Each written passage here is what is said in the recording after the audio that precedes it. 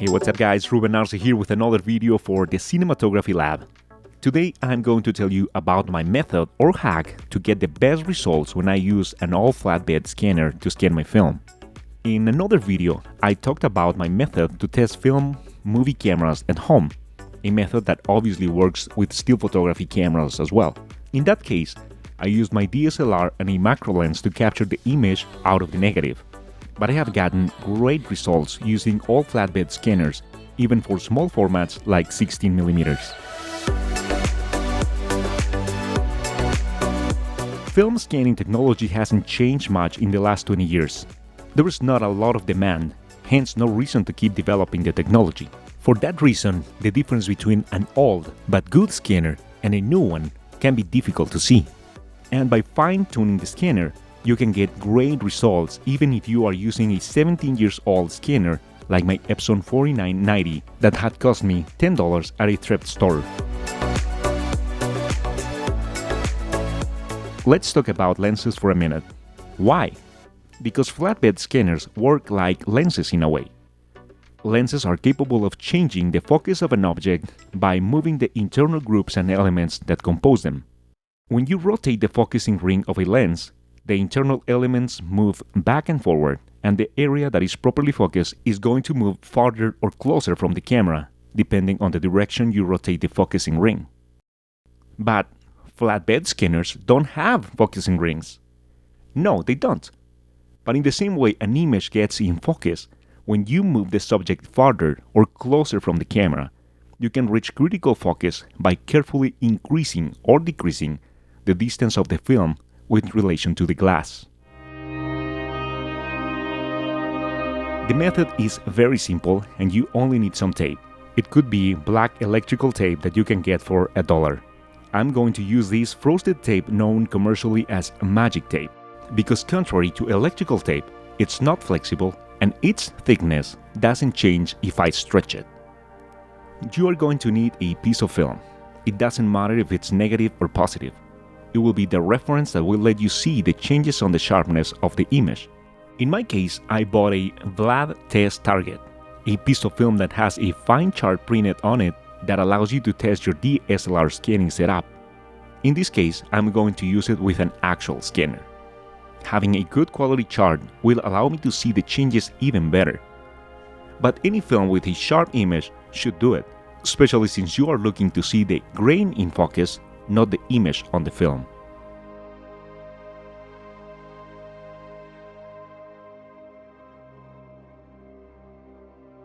I know I'm not supposed to put the film directly on the glass. I'm supposed to use a film holder that raises the film from the glass. But just for the sake of experimenting, I'm going to scan the film directly on the glass to get the first image we are going to use for comparison.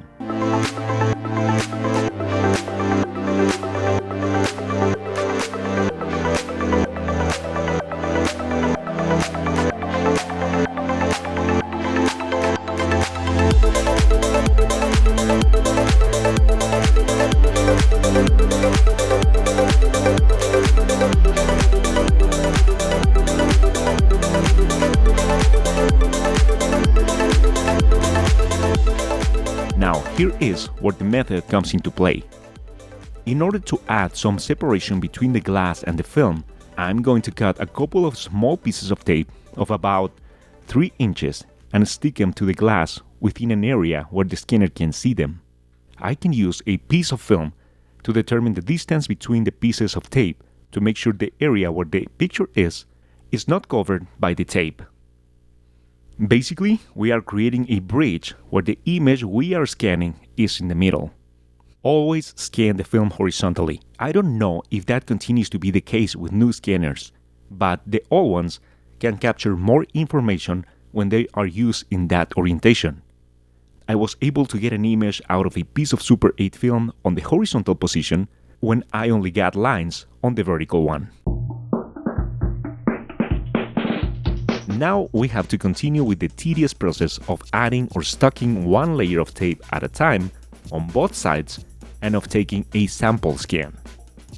You can name the files 0, 1, 2, 3, 4, and so on, according to the layers of tape you're using.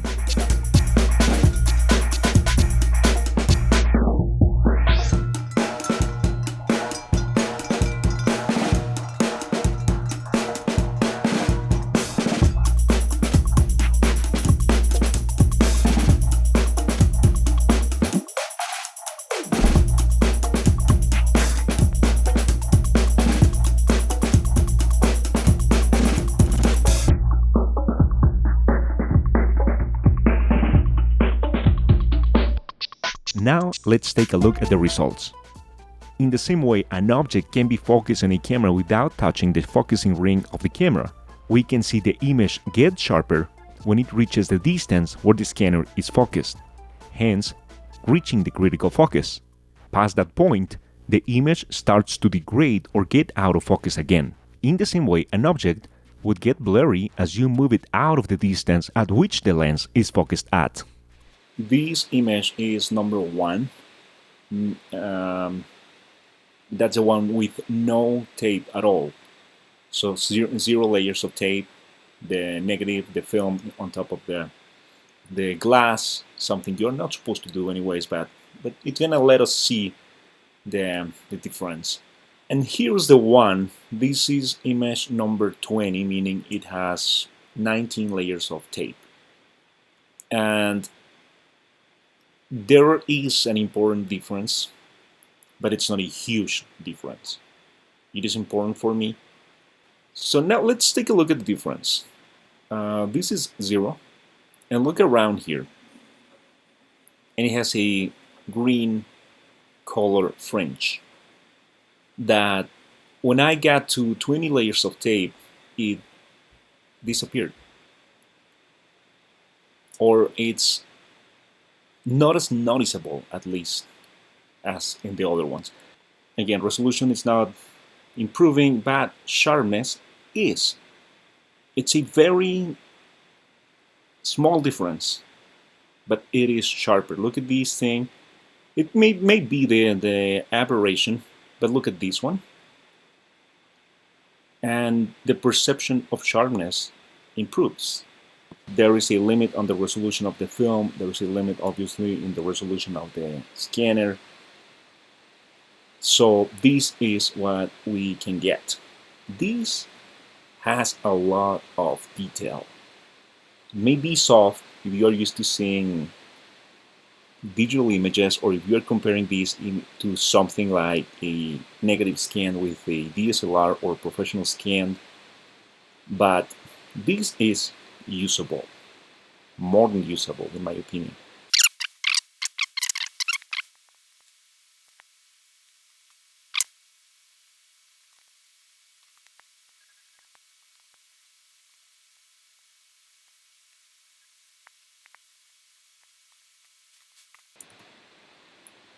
Okay guys, so this is the entire chart.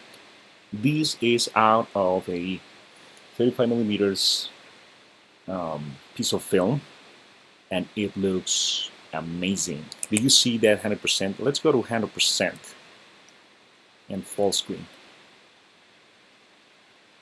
Now, what did I do? Just in case you were not paying attention, I aligned the image, I converted it to black and white. I rotated the image because it was inverted, and I did apply some sharpness to it. Something I would do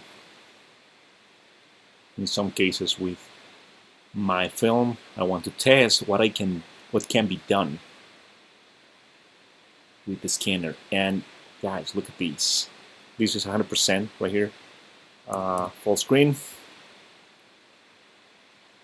This is amazing. Is it perfect? No, it's not. Is it great for film and a all flatbed scanner?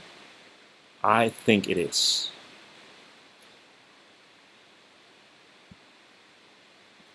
And then I'm going to bring this image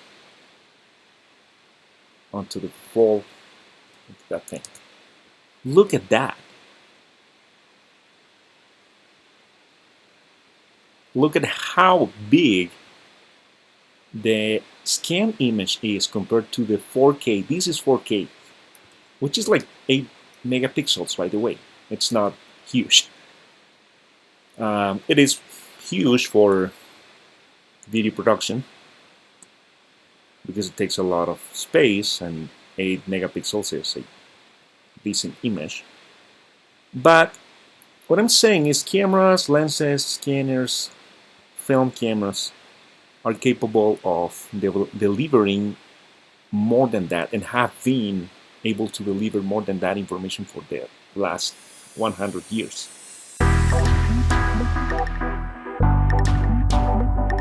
This method can be tedious, and the focus point can change with time, as it would happen with any other critical instrument, like a lens or a super precise measuring tool. So it's not a bad idea to test the scanner once in a while. You can get much better results than you would if you were using the generic film holders.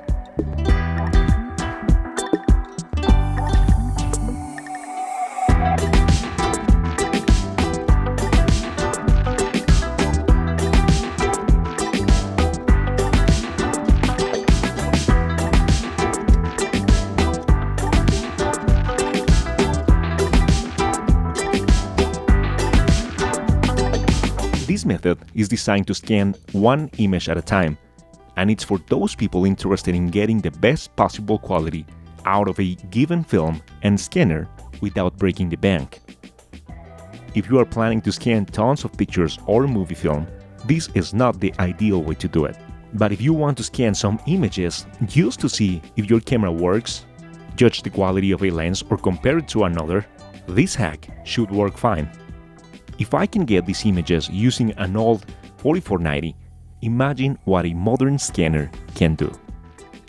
Thanks for watching. More interesting stuff coming soon. Please subscribe to the Cinematography Lab.